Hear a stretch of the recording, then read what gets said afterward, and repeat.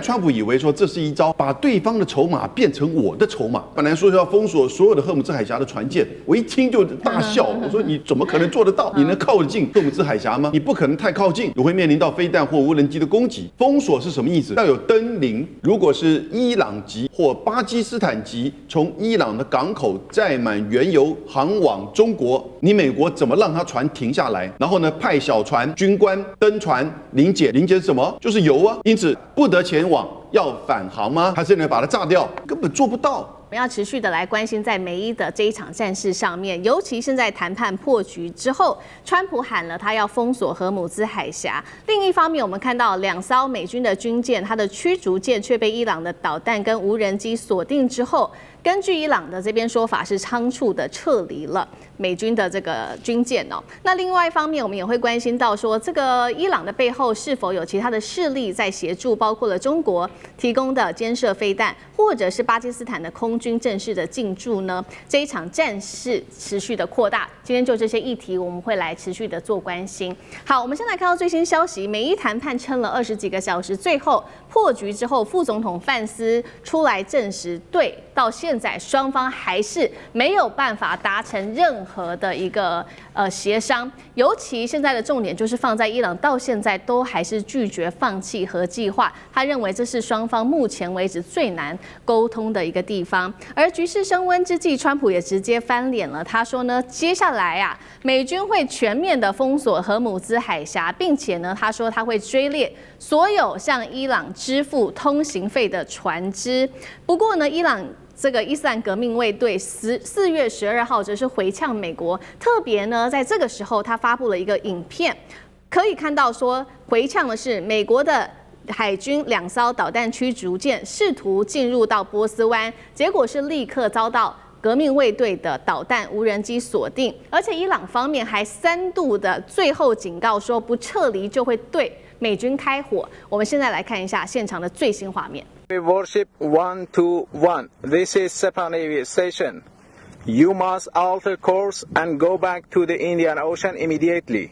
If you don't obey my order, you will be targeted. 好，在這個伊朗的警告之下，後來呢，美方的軍艦是被迫給撤退了。那麼還原現場，當時美伊雙方除了說伊朗方面給他的警告之外，他們之間也是隔空的透過無線電來持續的交火哦。伊朗說呢，我們會持續的掌握荷姆茲海峽，並且這是最後警告了，任何的船艦如果膽敢通過的話，我們會嚴厲的將它處置。美軍則是說，我這樣做其實是依照國際法來運行的啊。川普甚至喊說自己勝利了，2艘的美艦都已經順利的通過荷姆茲海峽，還罵其他國家都沒有勇氣拒絕一起參與這一項掃雷的計劃。那麼其實呢，來自於《華爾街日報》最新也做了一個分析，雖然他認為說美軍的這個海軍啊，現在是這個看起來有傷，但是其實呢還是完整的運作，主要就是現在伊朗他手上還握有數千枚的反艦飛彈，還有快艇跟自殺的這個自殺艇，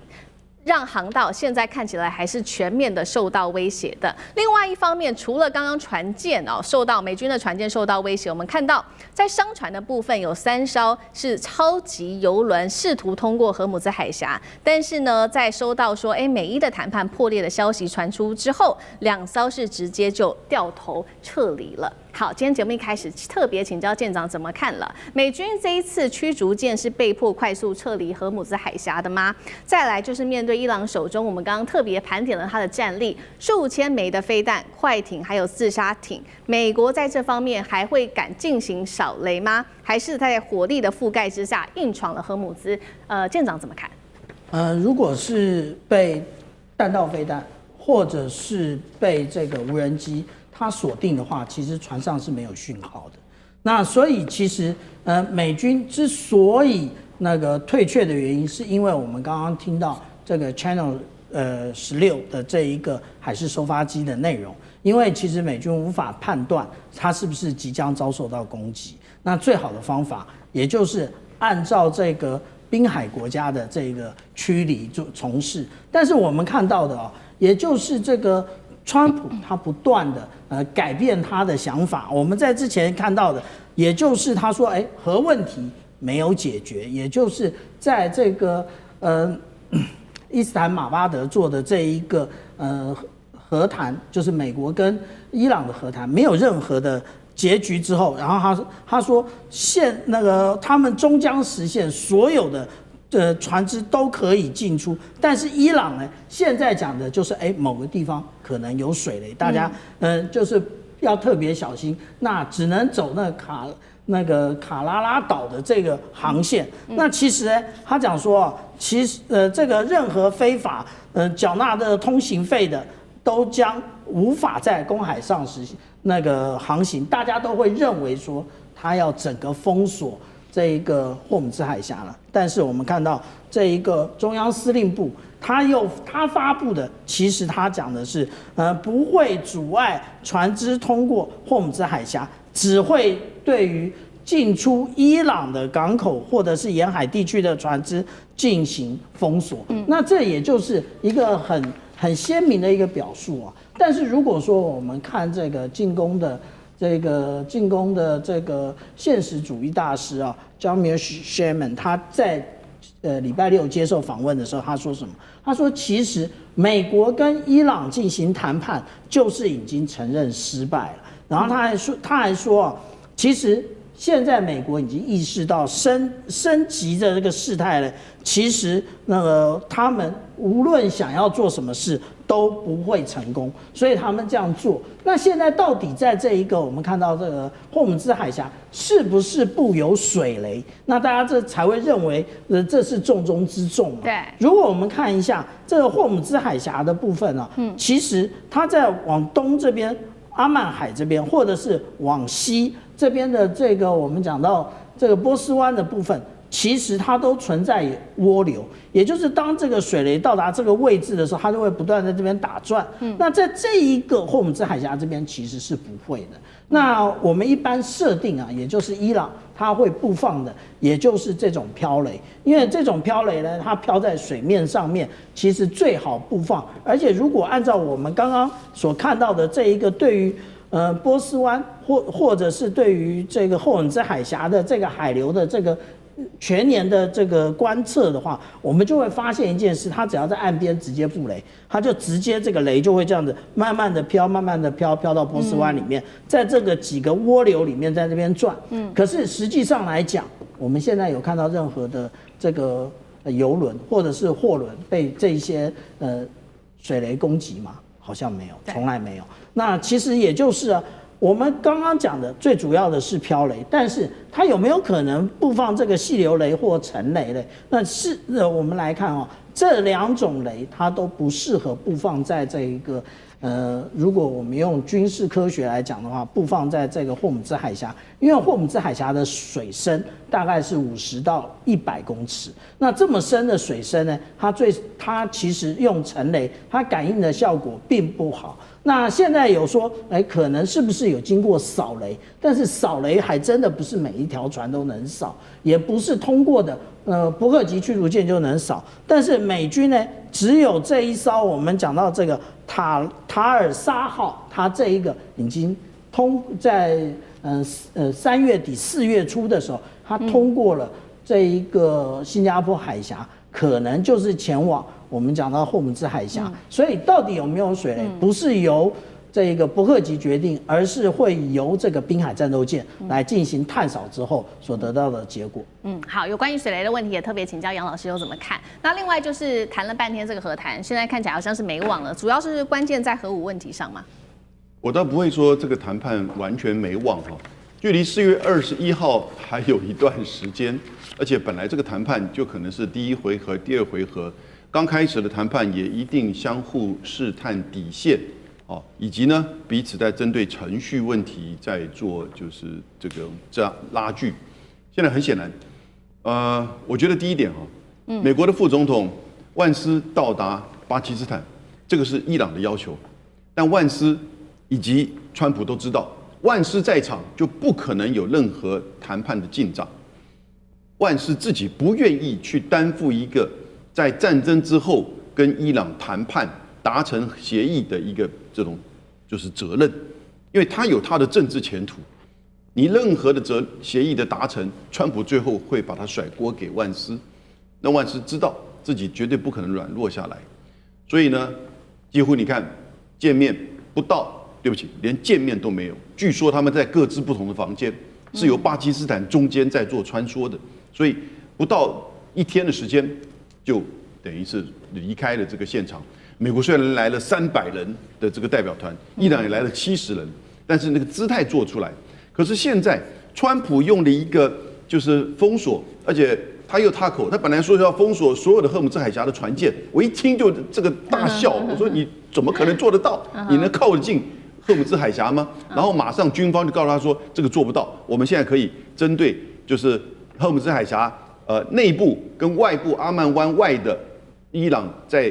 阿曼灣外靠印度洋這邊也有幾個港口，那可以針對這個港口所有伊朗的船只，不管是不是伊朗籍的，進行封鎖，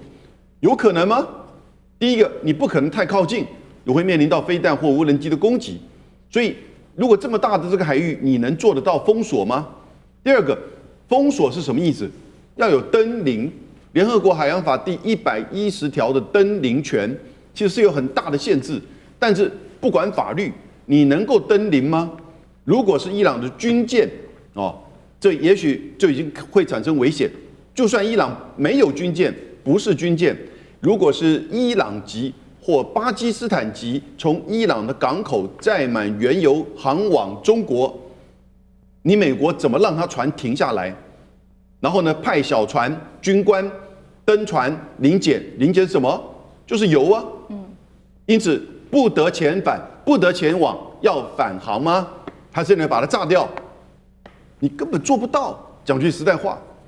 你在做到攔阻之前，搞不好你會擔心你被攻擊。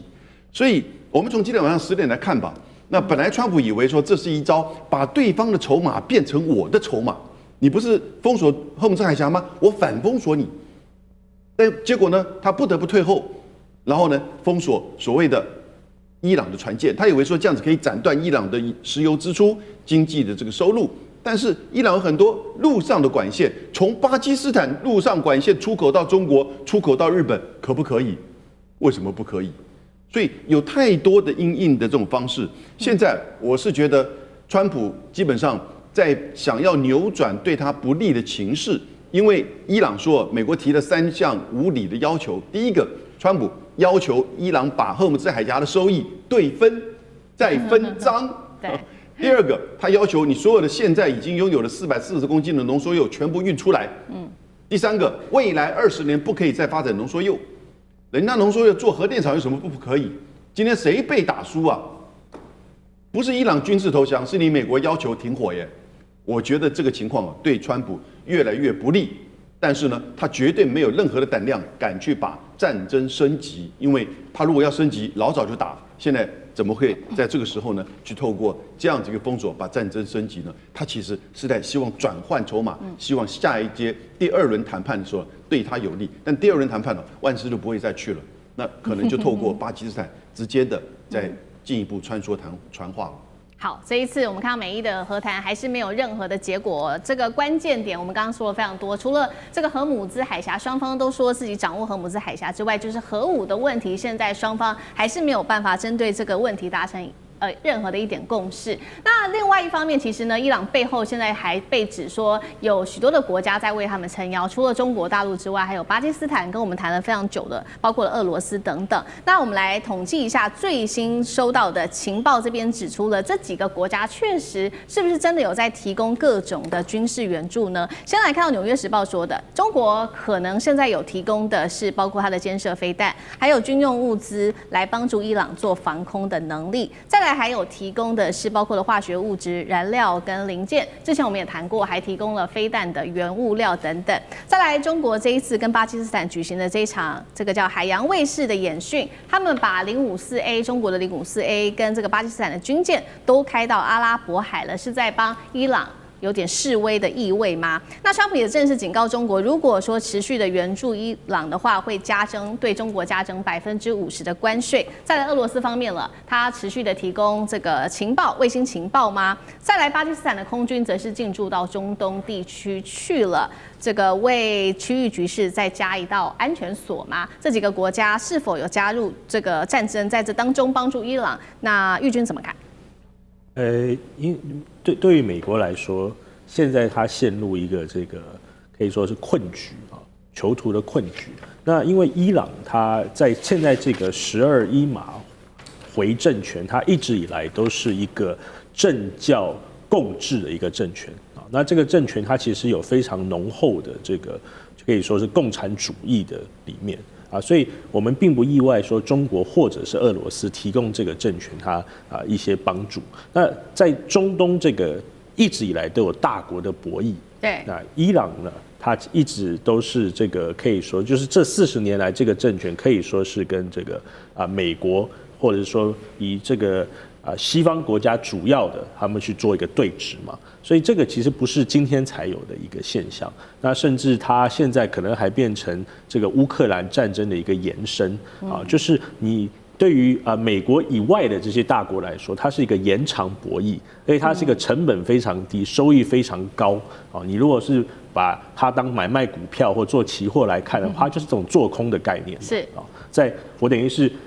把戰場延續到一個對我來說比較有利的戰場啊。那你從這樣的角度去看的話，那美國是不是可以一個國家單挑這麼多？哈，你看今天《華爾街日報》的報道說，為什麼美國當初他們希望去封鎖荷姆茲海峽，是因為貝森特認為這可以轉嫁代價，就是他認為這個價值、這個代價可以轉嫁到不管是歐洲國家或者是亞洲國家，他們的思維裡面是這個成本呢，會是由美國以外的國家來承擔。所以美國某種程度上，他就是把自己變成一個應該是全球資產的保護者或者守護者，變成一個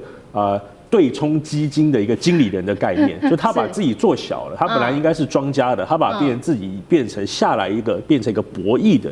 一個玩家。你從這個格局來看的話，第一，我不認為這個會有真正的戰局了啊，就是除非美國真的派地面部隊進入伊朗，那我猜美國應該是。川普應該不會這麼做啊！我們看到在週末的時候 ，CBS 有一個民調，將近60%的美國民眾不是反對戰爭哦，是認為這個戰爭美國應該會輸哦，就是他們已經做出這樣子的判斷，60%的民眾。但是這個它當中就有一個非常弔詭的邏輯，就是說它這個民調同時也做了，雖然60%的民眾認為美國會輸，但是他們還是希望伊朗的政權能夠改變。那伊朗政權改變主要是因為他們認為伊朗有很多人是反對現在這個政教這個共治的這個政權的，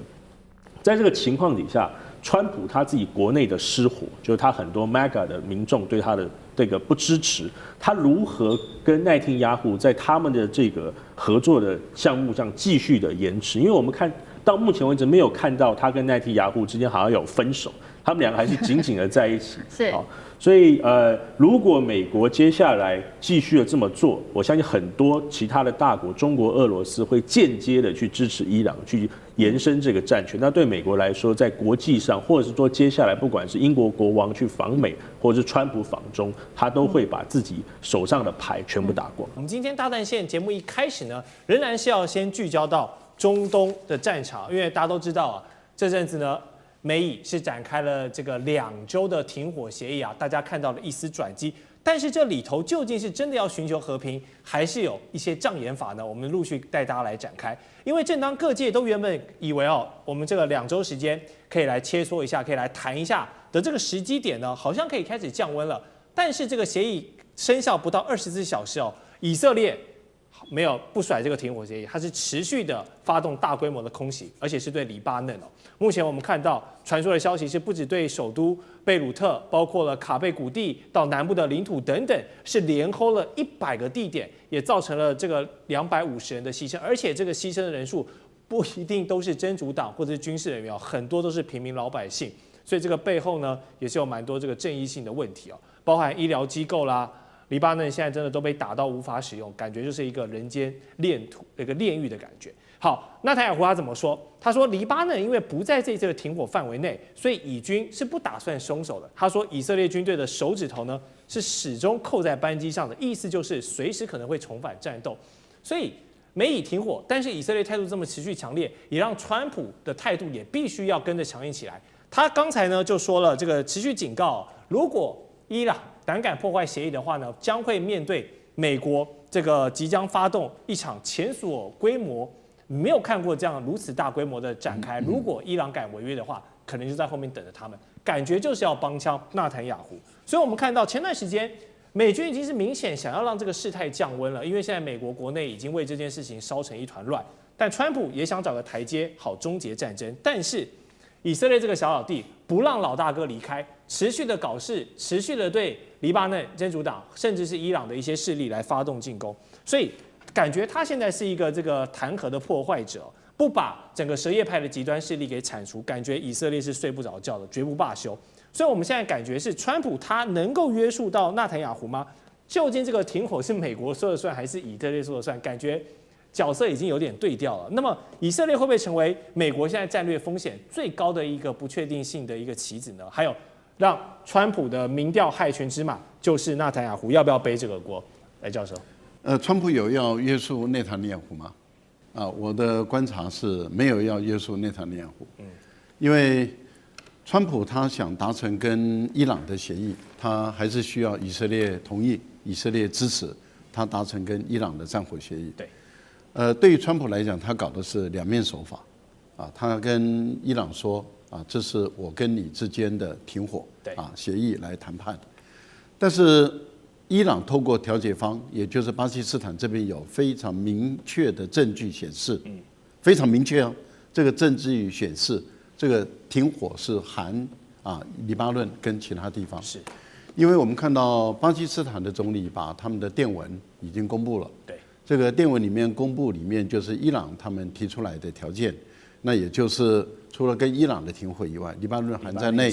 而且還有 ERS， 是，就是其他的地区，其他的地区当然有爭議可以討論，对，例如說指的是加沙的哈馬斯，或者是也門的胡塞組織，那是可以討論的，是，但是明確寫出兩個國家名字的，一個就是伊朗，一個就是黎巴嫩，而這個有 at 到誰呢？有 at 到第一個排名第一名的，那就是川普，第二名是范斯，第三名是盧比奧，第四名就是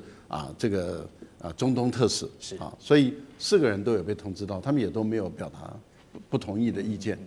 都沒有的情形下，那也就是這些訊息都很清楚了，對，中國大陸介入了嘛，介入了，那也就是很明確的，那伊朗也同意了，那就是以10點談判作為基礎，從這個10點來做談判，而不是從美國的15點談判，也不是從巴基斯坦的15點談判哦，是從伊朗的10點談判。這一點其實都表達很明白，就是伊朗這次贏了，川普輸得很慘。好，那不管如何，至少台階給川普下了嘛。對，川普趕快就下了台階。可是內塔尼亞胡在國內面對一個最大的質疑聲，這個質疑聲是什麼呢？也就是他的反對黨認為說，這是美國跟以色列聯合的對於伊朗的戰爭。那現在美國跟伊朗已經在進入停火的談判了，而這個停火談判是含及以色列在內了。以色列是不是被棄權了？也就是被摒除在談判之門之外了。那這樣的話，內塔尼亞胡要為這一次的戰爭負起政治責任來。對內塔尼亞胡來說的話，我們有戰果。第二個就是我們沒有說停止對於黎巴嫩的攻擊，所以他馬上就做動作了。对，那馬上就做動作對黎巴嫩進行攻擊的時候，這是經過川普的首肯。至少川普，我想他可能回答說 "up to you" 吧，就是說，那你要我對伊朗停止攻擊，那我對黎巴嫩要进行攻擊，可能川普就說那就隨你便吧，請便吧，請自便。那對於黎巴嫩來講的話，那當然就是炮火猛烈，不是對以色列來講，打這個黎巴嫩就炮火猛烈了。好，現在的情況對伊朗來講，他面對一個選擇，為什麼？因為伊朗出不出手？伊朗如果不出手，去幫這個黎巴嫩打這個以色列的話，那伊朗未來在這兩個，一個真主黨，一個就是胡塞組織，還有哈馬斯，他的領導力怎麼建立起來？特別是現在是小哈美內伊哦，小哈美內伊在3月31號，他講得很明白，就是要真主黨跟胡塞組織介入對以色列的戰爭。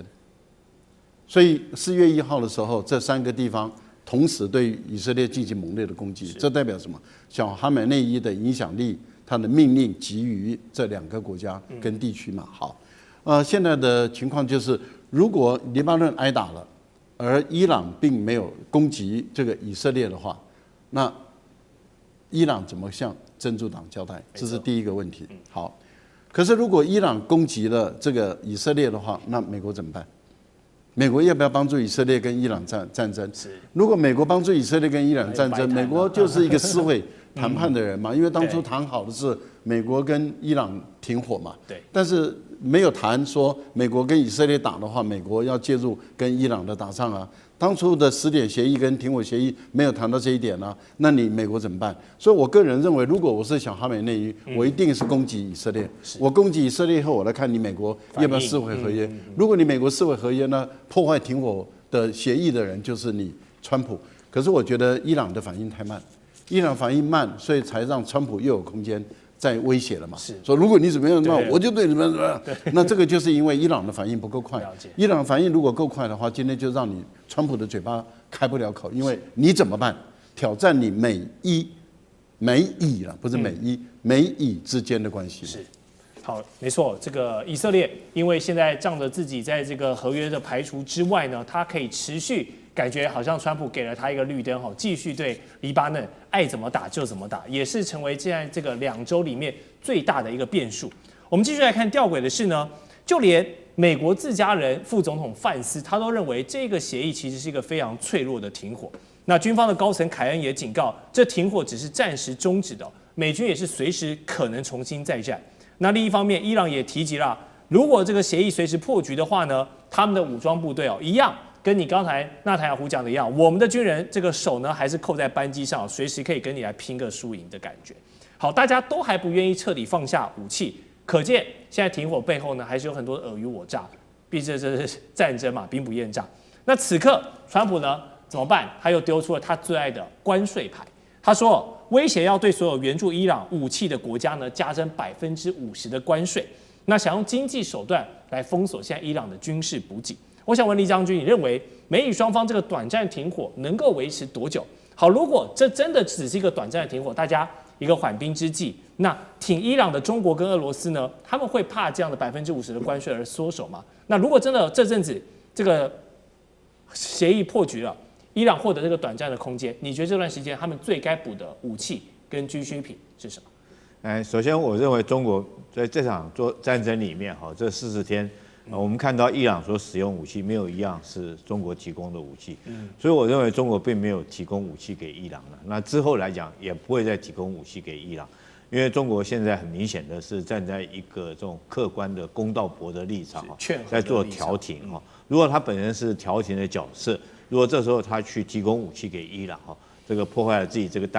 扮演的這個角色，我想對以後他要扮演這公道伯。那反而更不可行哦。可是俄羅斯就很難講了哈。俄羅斯有沒有提供武器，我們現在不得而知。因為伊朗之前有很多的武器確實是俄羅斯所提供的，包括 S-300啊。那如果說伊朗利用這段時間啊，會補充什麼武器？我認為時間上面，他就算想補充哈，可能這個時間上面也很短暫。對。可是我們看得出來，伊朗現在所欠缺的武器，最主要是制空的武器，它所欠缺的。那短程的，他這次能夠擊落這個美軍的，不管是 F-15E 哈，或者是所謂 A-10攻擊機，大概都是用按照川普自己的說法，是這個肩射型的防空導彈。那射程大概都是這個5公里左右，射高哈頂多了不起也就是6公里。那主要是美軍自己哈採取低空，有一點輕敵，飛得太低，所以才會遭這種肩射型武器擊落。那如果說這段時間伊朗有機會會有這個可以補充武器，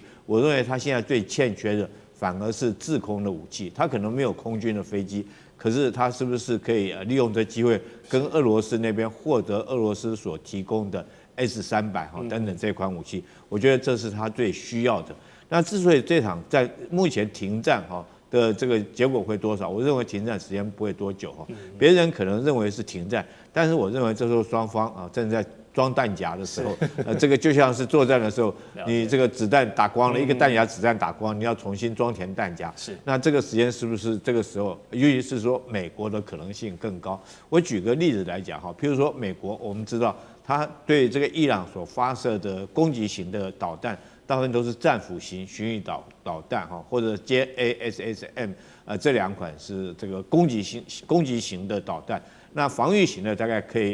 愛國者3或薩德屬於防禦型。那攻擊型的導彈你知道嗎？美國打了這次到目前為止打了850發。那這種導彈戰斧巡弋導彈一定是從船上面發射的嘛，或者是潛艦上面發射。那發射完以後，這個船要回到港口才能夠再重新再裝填。你不是說我隨時從陸地就可以發射。所以這段時間是不是美國的艦艇的這個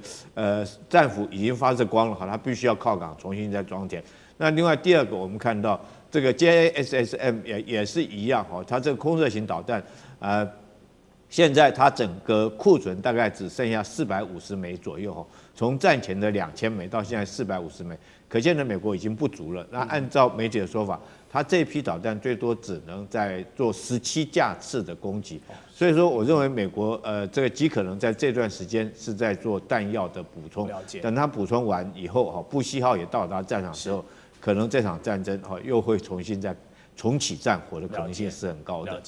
好，酈将軍幫我們分析認為這個短暫的和平其實是非常不穩固、非常脆弱的，大家都是在蓄力一個重拳，可能就要往對方的臉上再揮下去了。好，剛剛有提到中國在這一次的居中斡旋呢，扮演一個公道伯的角色。現在有更多的跡象顯示那確實在這個我們雖然說現在是2週啦，但會不會這麼久，我們要持續觀察。但無論如何，目前的停火能達成呢，中國有出一份力，因為伊朗的官方公開表態呢，感謝中國在這個戰爭的第1天就來持續推動和平的進程。那巴基斯坦總統也感謝中國發揮了這個建設性的作用，就連非常愛酸中國大陸的川普這一次都不得不承認，中國的助力之下，確實有幫助伊朗回歸到這個談判桌上。那當中的關鍵人物呢，就要講這個中國的外交部長王毅了，他當然很關鍵，因為媒體揭露王毅在短時間內狂打了26通的電話。好，這個奪命連環扣的目的就是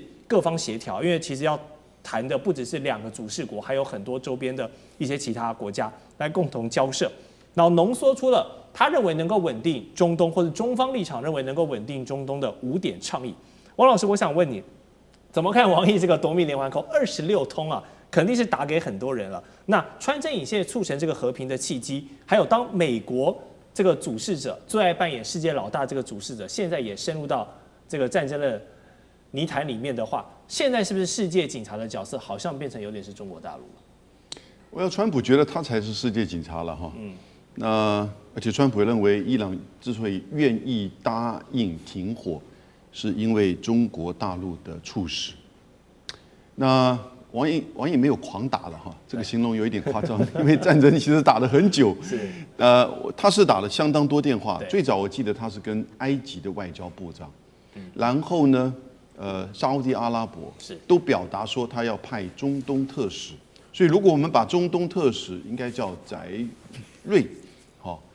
在這個穿梭以及他打的電話加進去的話，那可能就不止26通了。那王毅後來最重要的關鍵，他也和伊朗的外交部長通了電話。那這個已經到了後面3月底的時候。最重要的是，當巴基斯坦、埃及跟土耳其開始3國在做穿梭外交的時候呢，他和巴基斯坦聯繫，然後呢公布了一個公開的5點這個倡議。那這個5點倡議呢，我們現在看基本上就是不管是巴基斯坦還是伊朗還是海灣各國，特別是美國，大概都在這個基礎上達到今天的停火。雖然這個停火現在其實還不需要太樂觀，因為總是會有一些要調試，比如說以色列還是在打真主黨，比如說到底伊朗可不可以擁有發電用的濃縮鈾啊？這類問題都還是會造成將來可能無法真正的和談，而且和談怎麼進行？面對面還是在透過巴基斯坦穿梭外交？但是呢，我剛剛講這5點，哪幾5點呢？第一個，他說立即停止敵對行動，那就是停火嘛。對。第2個，盡快開啟和談。這和談我說不一定面對面呢，透過巴基斯坦，現在已經開始，雙方的10點啊、5點啊都已經透過巴基斯坦。第2點，確保非軍事目標安全啊，這個很重要，你不可以摧毀一個文明啊。到底是伊朗文明會被摧毀，還是美國霸權文明會被消滅衰退呢？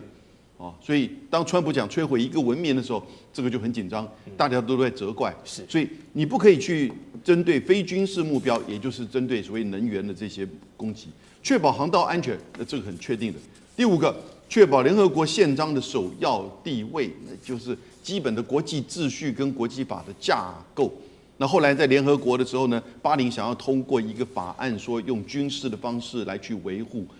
荷爾木茲海峽的通航，結果被中國大陸跟俄羅斯聯手給否決掉。因此呢，就表示凸顯這個東西。所以我覺得這一次中國大陸在背後的這個整個外交的穿梭才是真正的關鍵。你甚至可以看到後面的時候呢，基本上其實是美國跟中國在做外交上的拉鋸，以及在中國大陸透過他的表達之後，對於巴基斯坦跟伊朗能夠去參與到和談的一個支持。是，好，觀眾朋友，趕快來看到川普炸橋，希望能夠逼退伊朗。那麼另外一方面，伊朗則是反手開始猛攻擊美國在中東的許多地方，包括13個美軍基地因此癱瘓。今天還會關心到，包括了甲骨文也遇襲了，美國使館則是趕着說趕快撤離吧。今天就這些議題，我們會一起來做關心。好，大家還記得嗎？昨天在台灣時間的這個早上9點，川普才一直說了勝利了，但是結果不到24小時，他立刻是發布了最新的影片，慶祝美軍摧毀了伊朗的關鍵交通的命脈，也就是伊朗的 B1 大橋。我們先來看一段現場的最新畫面。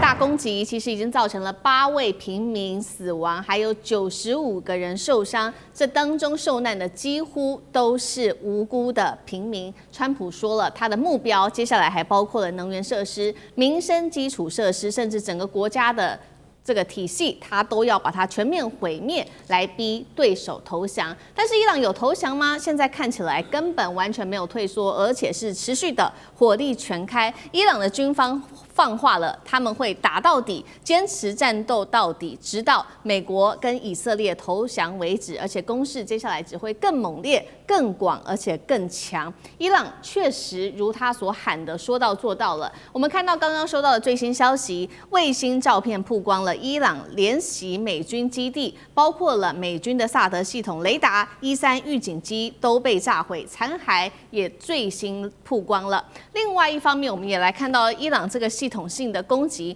包括了非常多個點。我們先來看到它的報復，確實現在竟然還是升級的。真實承諾4進入到第90、第91波行動了，打擊以色列的軍事基地、它的軍工設施。革命衛隊直接宣布了，在加茲溫的上空擊落了一架敵軍。另外來看到的是打擊範圍更廣了，除了以色列之外，還有許多的海灣國家。以色列的主要城市持續的，還有它的武器工廠都受到攻擊。阿布達比美國的鋼鐵公司也受到攻擊，在巴林的鋁業基地，亞馬遜在巴林的資料中心，跟杜拜在甲骨文的資料中心等等都受到了攻擊。再來就是伊朗還聯合了包括也門胡塞組織跟親伊朗的民兵，針對以色列特拉維夫做飛彈、導彈的攻擊之外，還持續的攻擊24小時到48小時內持續的攻擊巴格達等等的地區。這場戰爭打到現在，看起來已經變成耐力戰，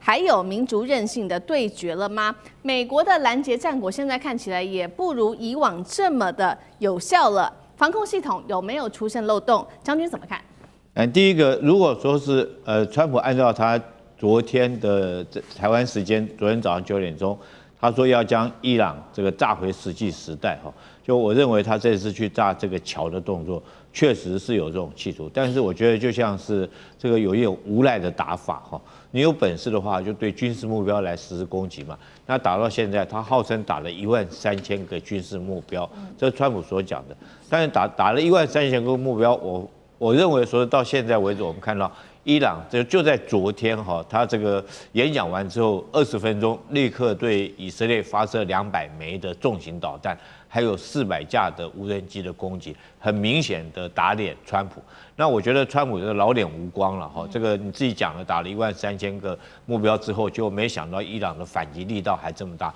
證明這個伊朗現在它的有生戰力，也就是它的導彈跟無人機保存的狀況來講的話，還是很好，只是說還剩多少我們不曉得哈，那美國可能也不知道，所以我覺得今天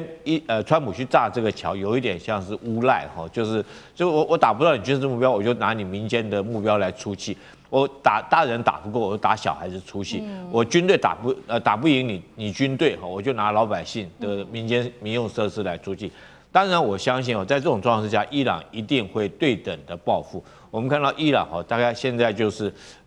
揚言要對18個美國在中東地區的科技公司的目標來實施打擊，包括到甲骨文包括到亞馬遜哈這些數據資料中心來實施打擊。你知道對這幾個地方打擊。其實他是這個，雖然說打這個地方，但是我相信這些商業巨頭一定會給川普壓力哈。我在這邊這個開了這個公司，我在這邊如果說遭受到損失，後續的損失資料沒辦法傳輸哈，那後續的影響是很大的。我們都知道這個後勤是很重要，後勤要靠補給路線。那補給路線除了我們看到的這個機場、這個港口哈、這個飛機的管道運輸，還有鐵路、公路之外，大家不要忘了還有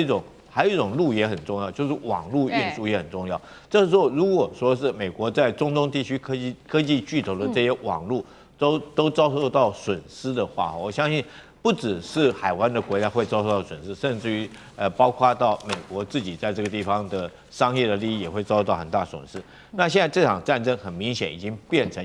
一個這個民族情緒的一個拔河戰。但是我認為長期下去，美國一定是不利的哈。怎麼講呢？有幾點不利。第一個，成本上面你美國划不來嘛。美國現在你用的導彈哈，愛國者導彈一枚要300萬，它的無人機也不會就是2萬塊錢，這成本上面就很明顯的不對等。那據我得到的數據來講的話，美軍哈它總共這次這個攔截了伊朗有1200枚的導彈。那如果說我們用2枚攔截1枚的話，美軍已經耗損了2400枚的愛國者。那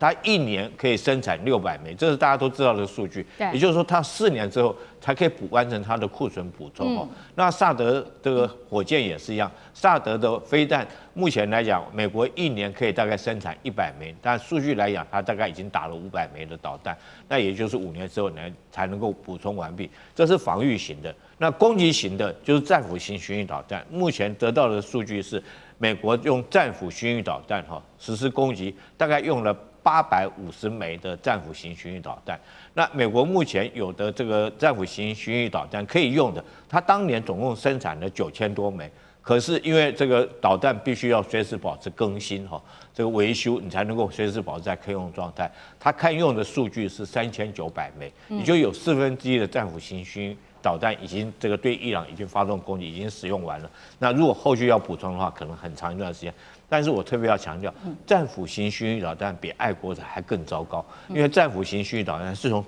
軍艦上面發射的，或者說從潛艇上面發射。它打完之後，這些軍艦、這些潛艇還回到港口再去補給，所以說對補給線來講的話，對美國會造成相當大的不利。你這些導彈在海上打完了之後你還要回到港口再補給，才能夠再裝填了哈。所以我覺得這幾個來講的話，很明顯的這個伊朗可以說是具有在地優勢。那美軍來講，因為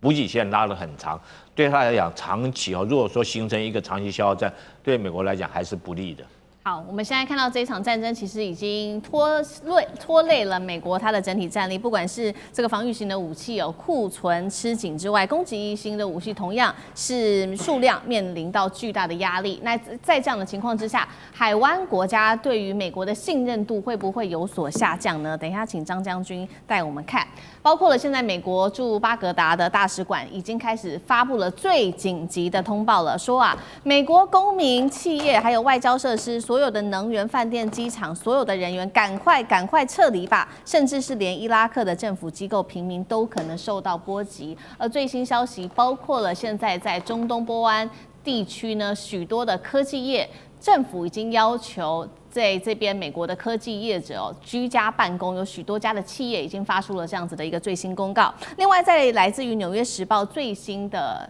分析指出，美軍駐中東基地的最大困境就是它整個體系都出現了問題，包括它在中東的13個美軍基地已經遭到癱瘓或者是重創，美軍史上從來沒有遇過如此大的重大戰略考驗。另外，包括我們來關心在空中，美軍的16架的 MQ-9死神無人機也被擊落，損失相當於5億美元。波灣對於美軍的信任會不會受到大減少？那張將軍怎麼看？我認為受到一些影響，因為美國這個作戰節奏並沒有掌握得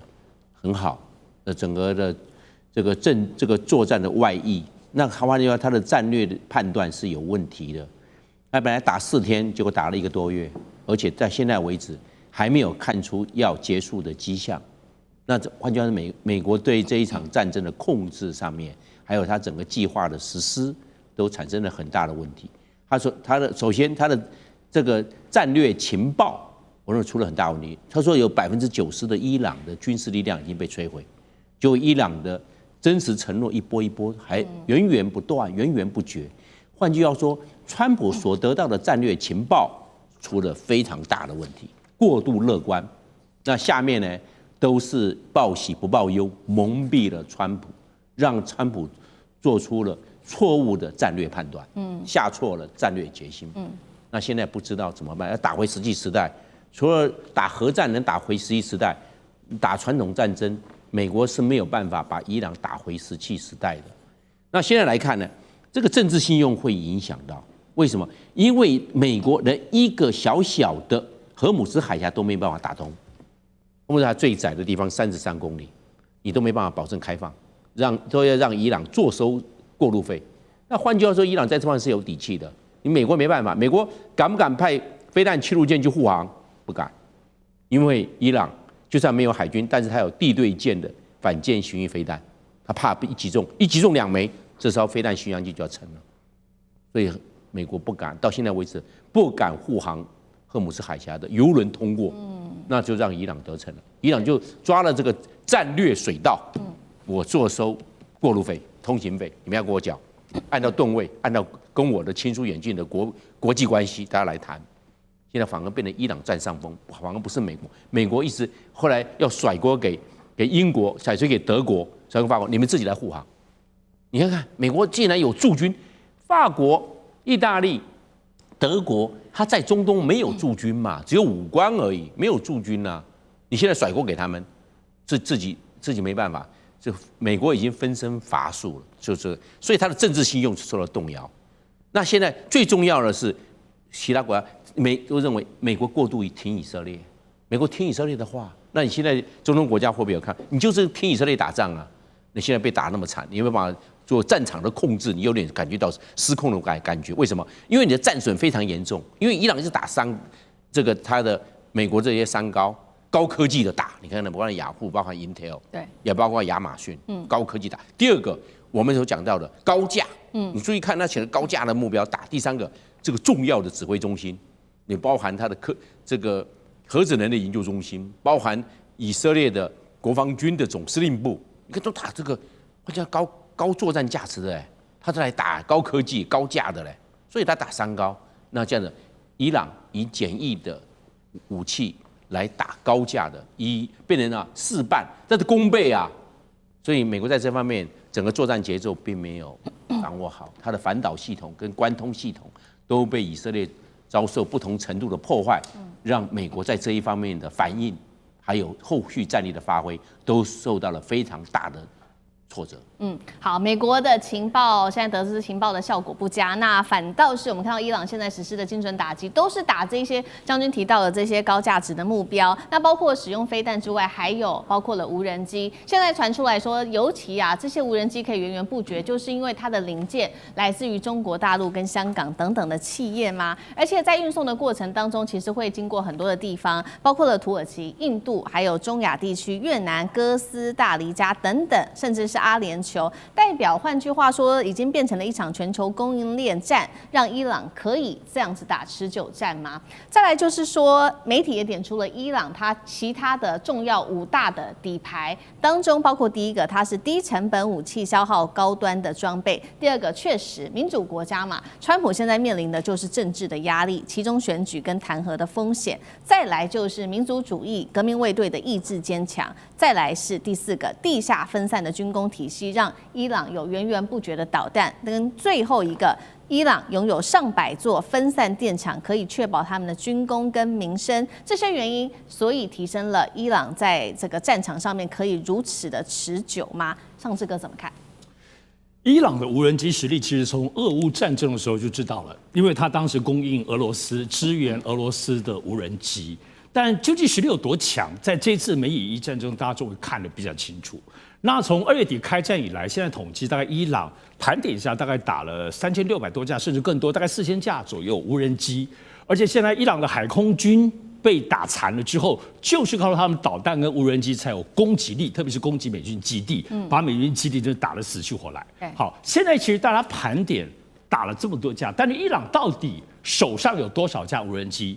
那早先大家都說伊朗可能有10萬架，而且這裡頭大家已經看到伊朗自己研發的這個薩赫德或者見證者136是真的蠻厲害的哦，它的攻擊力真的很強。那但是這裡頭大家還注意到伊朗的生產力，預估他們1個月可以生產1萬架，而且現在伊朗生產了大概有40多種無人機，所以看起來伊朗在生產無人機方面很厲害，所以難怪美國情報系統就在追。伊朗，你好吧，你能夠生產這麼多，但你的零組件從哪裡來？你能生產這些零組件嗎？沒有，所以零組件當然絕大多數從中國來採購。所以這次美國情報系統在追的過程裡頭發現，它就是在香港，認為說是由伊朗事實上在香港設立一個外界不知道的一個公司。那我透過這個公司在香港，對於中國大陸，尤其是天津這個系統，去採購很多無人機的各種的零件。那現在採購到多少跟具體的數字不知道，但是美國情報系統你找到這個渠道應該是有的，而且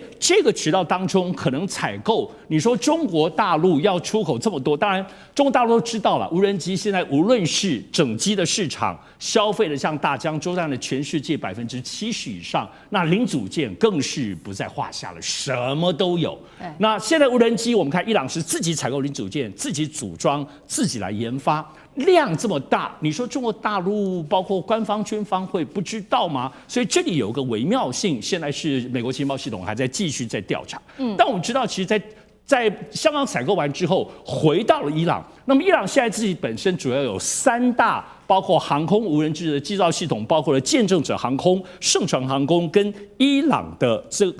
它的這個航空製造工業製造航空公司。這3大系統就是在做，所以這裡頭其實也被美國情報系統在掌握的差不多。但目前看起來，整個對於無人機的部分雖然能夠掌握，但是這個零組件透過中國大陸大量的採購，你沒有辦法斬斷。因為這畢竟來講，中國大陸可不只是供應伊朗，而且伊朗還供應了包括烏克蘭，也供應了包括俄羅斯。全世界現在各類的零組件的採購，這個量是難以想象的。所以你要阻斷或你要對中國大陸有任何部分施壓，基本上是不太可能。但是只是說在這裡有沒有運輸的部分管道？因為在香港採購之後怎麼運呢？海運嗎？還是陸運？而且陸運當中從中亞怎麼走？當然，伊朗也很聰明，它不會只透過一個路徑在運送這些零組件，所以它是非常大量的，而且也不是直接從香港運到伊朗，可能透過哈薩克，可能透過中亞很多的國家來規避美國的追緝。所以看起來，伊朗現在在整個美以伊戰爭當中有非常多厲害的無人機。但背後整個在我們講這個軍事產業供應鏈，它不像美國有這個軍火商、軍工業，但是他們為了要供應，讓自己擁有非常強大，剛剛講10萬架現在手上的這個存量哦，而且還要繼續每個月1萬架的繼續的生產，所以伊朗這個部分底氣還是來自於現在目前還沒有完全被掌握的這個由零組件香港、中國多陸路甚至海路輾轉運送到伊朗這個過程，目前還沒有被掌握，也還沒有被破獲。